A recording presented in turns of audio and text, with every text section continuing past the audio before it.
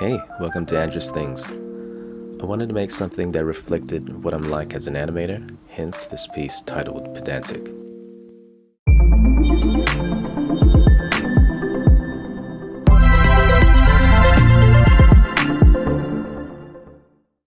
I started out in Procreate.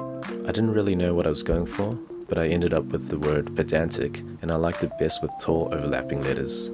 Then I added some circles and pill shapes inside of the text, and this was a piece about being pedantic with my processes, so I wasn't really worried about it being too busy.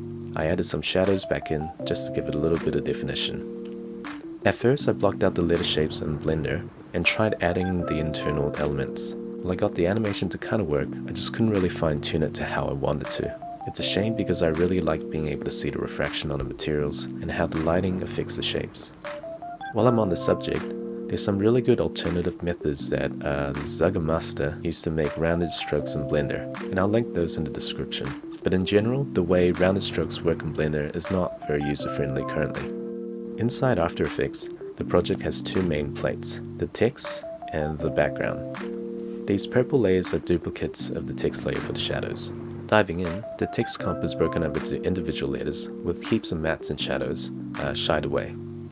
Inside the comp for the letter P, which is labeled P straight for this long boy on the left and P curve for the other shape.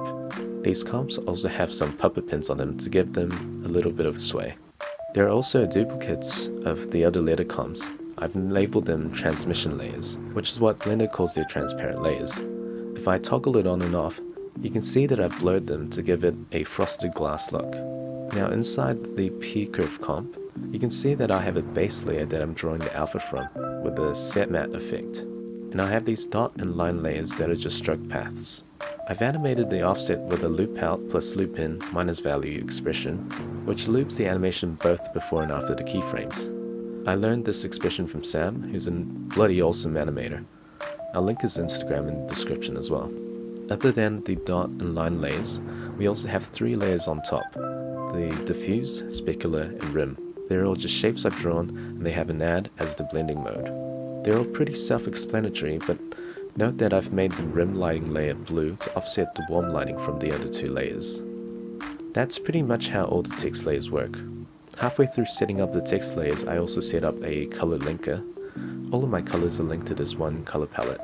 I've added into the essential graphics so I can easily tweak the colors.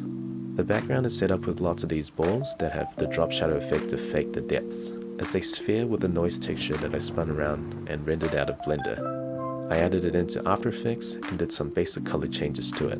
Then same as the text, I try to give it some depth by faking the lighting on the circle. My favorite thing about this project is definitely the transmission layers behind the text. While they're not super visible, I think it takes the animation just a little bit further. Where I think I could have done better is probably added some bespoke animation to the inner dots and lines in the text. At the moment, there's some variance between the speed of the dots, but for letters that have curves and sharp corners, the dots definitely should not be moving at a constant speed. A prime example of this is the part of letter A. How all the dots move currently is just constant, but there should be a keyframe in between for sure that slows the dots down around the bend. If I do anything else like this in the future, I'll definitely keep that in mind. All in all, I learned a ton on this project, and I'm pretty proud that I managed to finish this little piece. Mainly because I stacked so many effects, and it would crash After Effects after every couple of hours. Anyways, hopefully you've enjoyed seeing the inner workings of this project. Thanks for watching, and I'll see you guys next time.